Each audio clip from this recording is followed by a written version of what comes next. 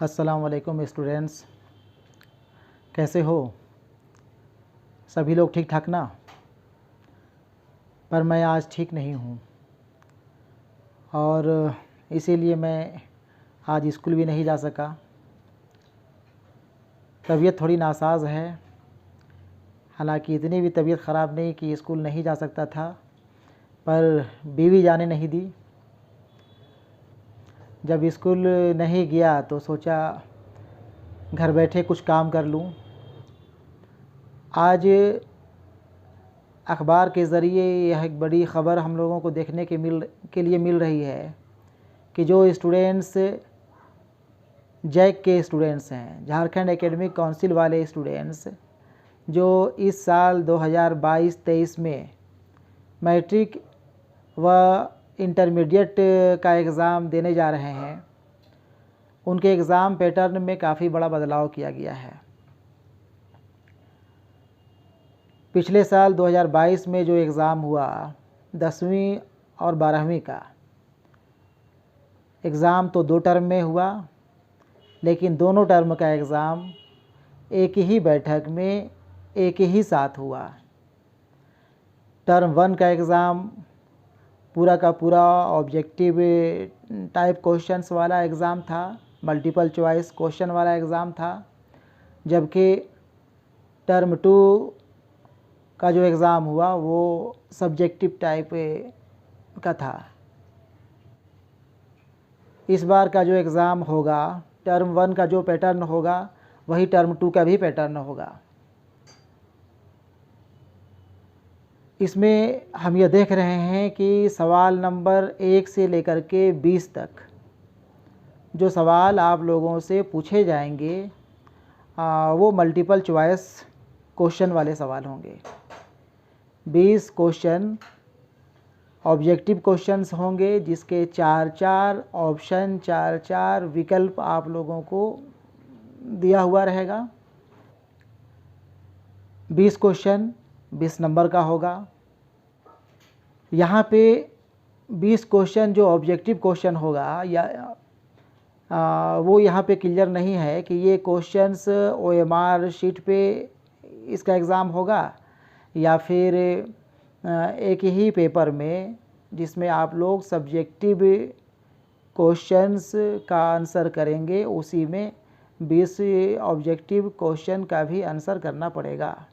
ये अभी क्लियर नहीं हुआ है। अगर सब्जेक्टिव के साथ में ही ऑब्जेक्टिव क्वेश्चंस के आंसर भी करने होंगे तो फिर सवाल नंबर 20 के बाद सवाल नंबर 21 से लेकर के 25 तक, सवाल नंबर 21 से लेकर के 25 तक 5 क्वेश्चंस 5 नंबरों के, और हर एक सवाल के जवाब आप लोगों को एक एक लफ्ज़ों में देने होंगे। ठीक है? सवाल नंबर 21 से लेकर के 25 तक के जो सवाल होंगे वो 5 सवाल होंगे, और 5 सवाल का जवाब आप लोगों को एक एक लफ्ज़ में करने होंगे, एक एक लफ्ज़ में देने होंगे। तो 20 + 5 25 नंबर के सवाल हो गए। इसके बाद सवाल नंबर 26 से लेकर के 30 तक 5 सवाल, ये भी 5 नंबरों के होंगे, और यहाँ पे आप लोगों को 5 सवाल के जवाब एक एक जुमले में, एक एक सेंटेंस में करने होंगे। इस तरह से कुल 30 सवाल 30 नंबरों के एक एक नंबर के होंगे। ठीक है? सवाल नंबर 31 से लेकर के 33 तक कुल 3 सवाल होंगे, जिसमें से आप लोगों को 2 के जवाब देने होंगे, और हर एक के सवाल की कीमत 2.5 नंबरों की होगी। यानी कि 3 सवाल में आप लोग किसी 2 सवाल का जवाब हल करेंगे, और इसके लिए आप लोगों को 5 नंबर दिए जाएंगे, या 5 नंबर के सवाल यहाँ से पूछे जाएंगे। तो 30 + 5 35 नंबर के सवाल यहाँ तक हो जा रहे हैं। इसके बाद आखिर में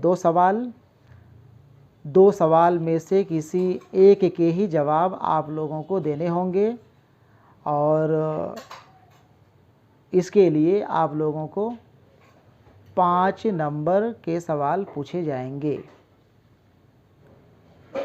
एक सवाल जो आप लोगों को 5 नंबर के करने होंगे, इसके जवाब ज़्यादा से ज़्यादा आप लोगों को 10 जुमले में या लगभग 100 लफ्ज़ों में लिखने होंगे।